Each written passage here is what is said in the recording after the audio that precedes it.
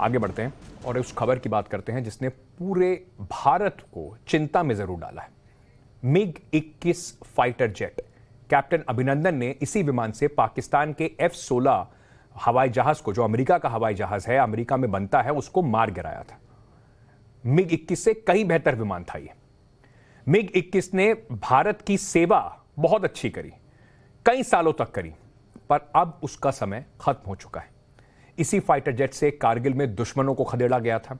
लेकिन एक सच यह भी है कि यह फाइटर जेट अब तक 171 फाइटर पायलट्स के साथ 200 जिंदगियां लील चुका है। इसी MiG-21 में देश के 2 और फाइटर पायलट्स की जिंदगी की आखिरी उड़ान कल रात हुई। आखिर कब तक अपने फाइटर पायलट्स को खोता रहेगा हिंदुस्तान? MiG-21 जिसका वक्त अब पूरा हो चुका है, कब सरकारें उसको बदलेंगी? कब सुरक्षित, बेहतर, आधुनिक फाइटर जेट इस देश में हमारे देश के हीरोज को मिलेंगे? सुपरहिट फिल्म इस पर बन चुकी है, लेकिन आज भी 67 साल पुराने इस फाइटर जेट को इंडियन एयरफोर्स ढो रही है। कब तक शहीदों की ऐसी ही लिस्ट बनती रहेगी, लोग आंसू बहाते रहेंगे।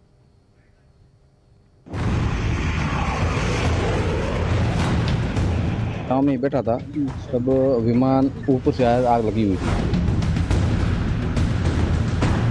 उन्होंने सूझबूझ के तरीके से यहाँ पे लैंड कर दिया और 2 जवान थे वो भी शहीद हो गए। उनको सैल्यूट करते हैं।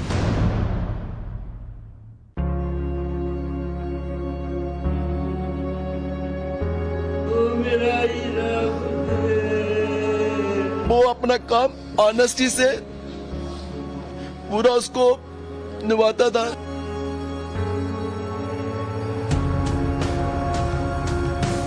अपने लिए तो हर कोई जीता है, लेकिन जो वतन के लिए जान कुर्बान कर दे वो शहीद कहलाता है और उसकी शहादत पर पूरा देश फक्र करता है।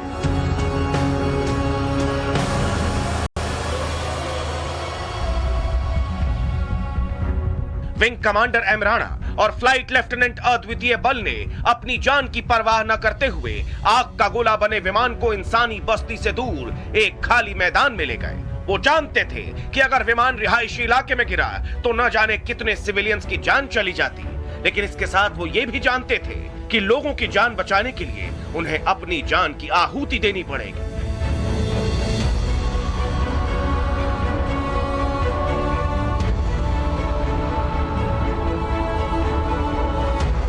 देश इन 2 जवानों को हमेशा याद रखेगा, लेकिन देश उन 170 से ज्यादा बहादुर एयरफोर्स पायलट्स को भी नहीं भूला है जिन्होंने MiG-21 या कहें कि उड़ते ताबूत में उड़ान भरते हुए अपने प्राण गंवा दिए।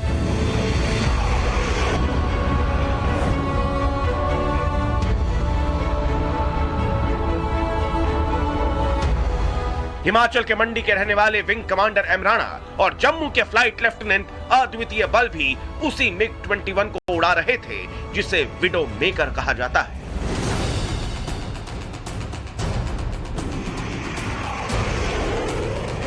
राजस्थान के बाड़मेर से जो तस्वीरें सामने आई हैं, वो दिल दहला देने वाली हैं। जिस जगह पर विमान क्रैश हुआ वहां 15 फीट गहरा गड्ढा हो गया है। करीब आधा किलोमीटर तक विमान का मलबा फैला है। हवाई जहाज गिरने से यहाँ पे लगभग 15 फीट तक गहरा गड्ढा हो चुका है।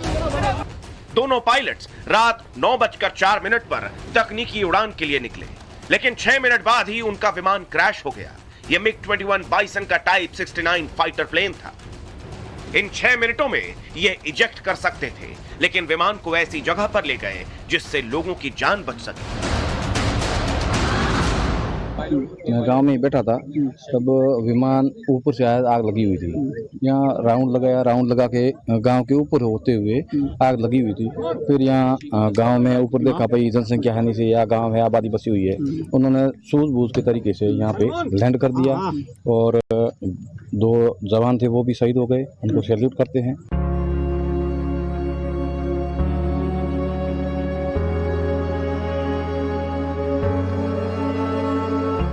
शहीद एम राणा और अद्वितीय ने अपनी जान की परवाह नहीं की, कईयों की जिंदगियां बचा ली। लेकिन परिवार सवाल पूछ रहा है। अपनी औलाद को खोने के बाद यह सवाल है कि आखिर देश और कितने वीर सपूत खोएगा।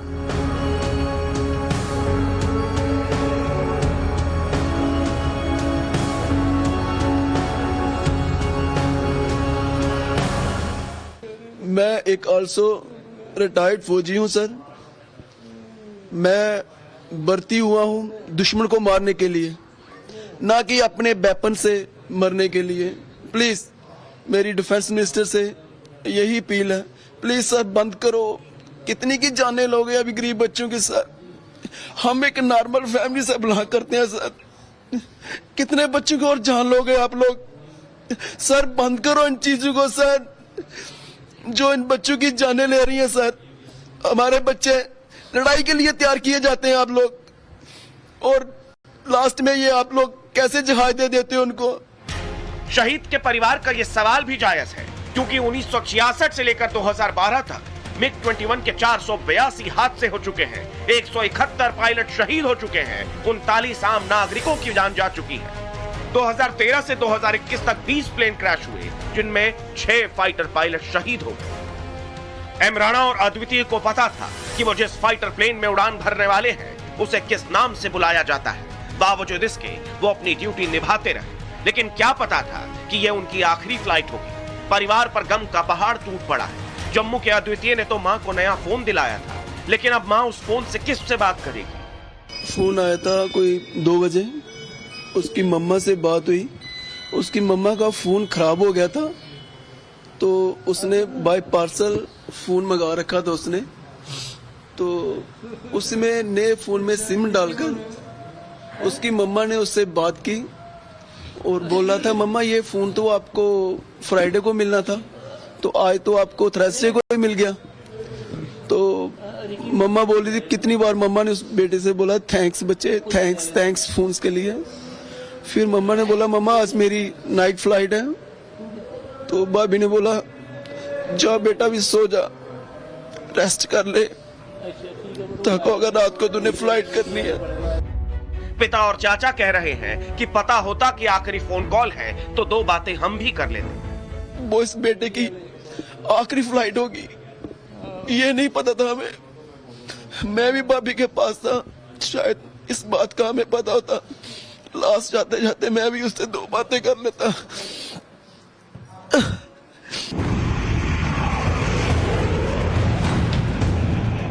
अद्वितीय दुश्मन की गोली से नहीं मरे हैं, बल्कि उस हथियार ने उनकी जान ली है जिसे दुश्मन पर कहर ढाने के लिए बनाया गया था।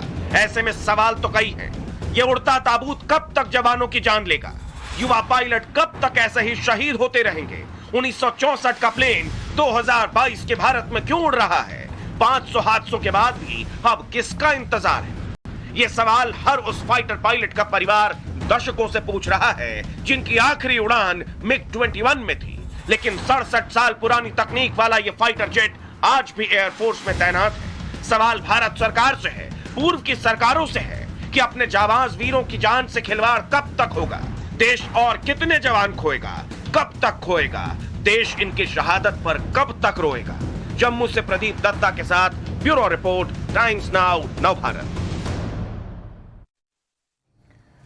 शहीदों का जो परिवार है वो लगातार यही बात पूछ रहा है कि उनका बेटा तो चला गया, लेकिन आगे सरकार ऐसा क्या करने वाली है कि किसी और की जान ना जाए।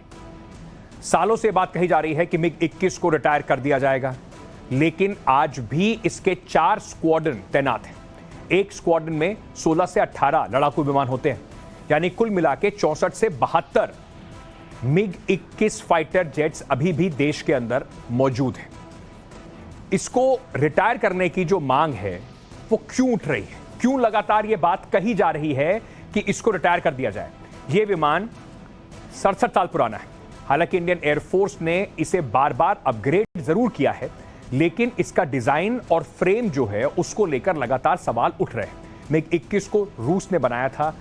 रूस ने खुद 1995 में इसको रिटायर कर दिया है। बांग्लादेश, अफगानिस्तान की एयरफोर्स में भी मिग 21 शामिल थे, इन्होंने भी इसको फेज आउट कर दिया है। भारत में अभी भी 1990 के दशक में इसको रिटायर करना था, लेकिन आज तक ये उड़ान भर रहे हैं। हमारे जाबाज जो हैं उनकी जान ले रहे हैं। क्या एयरफोर्स फाइटर जेट्स की कमी की वजह से इनको फेज आउट नहीं कर पा रही है? ये एक बड़ा सवाल इसलिए है क्योंकि पार्लियामेंट स्टैंडिंग कमेटी की एयरफोर्स में जो फाइटर जेट्स की संख्या पर चिंता जताई गई थी, इस रिपोर्ट में कहा गया कि इंडियन एयरफोर्स में फाइटर जेट्स के 42 स्क्वाड्रन होने चाहिए। एक स्क्वाड्रन में, जैसे मैंने आपको पहले बताया, 16 से 18 जहाज होते हैं। इंडियन एयरफोर्स के पास फिलहाल 30 स्क्वाड्रन है। इस रिपोर्ट में चिंता जताते हुए कहा गया था कि इंडियन एयरफोर्स में स्क्वाड्रन की संख्या बहुत कम है, यह हमारी सुरक्षा के लिए बहुत बड़ा खतरा हो सकती है। इसी मजबूरी को लेकर हमने डिफेंस एक्सपर्ट से जानने की कोशिश की कि भारत के पास विकल्प क्या है। हम इसको इसलिए भी नहीं डाउन कर सकते क्योंकि हमारे पास 42 स्क्वाड्रन होने चाहिए। 32 से 30 से कम स्क्वाड्रन आ गए हैं। चाइना 100 स्क्वाड्रन लेके बैठा है, पाकिस्तान 20 स्क्वाड्रन लेके बैठा है। तो अब आप बताइए फेज आउट कैसे करें? और फेज आउट करना आसान नहीं है क्योंकि हम स्वावलंबी नहीं हैं। हम अभी तेजस बनाना शुरू किया है, जो हमने आज से 40-50 साल पहले शुरू कर देना था। हम HF-24 बनाते थे, हैं, वो हमने बनाना बंद कर दिया क्योंकि कोई कारणवश हमारी पॉलिसी में क्या प्रॉब्लम आई वो मैं उस पर टिप्पणी नहीं करूंगा, पर ये हमने बनाना बंद कर दिया। तो इस सब का खामियाजा इस समय हम भुगत रहे हैं।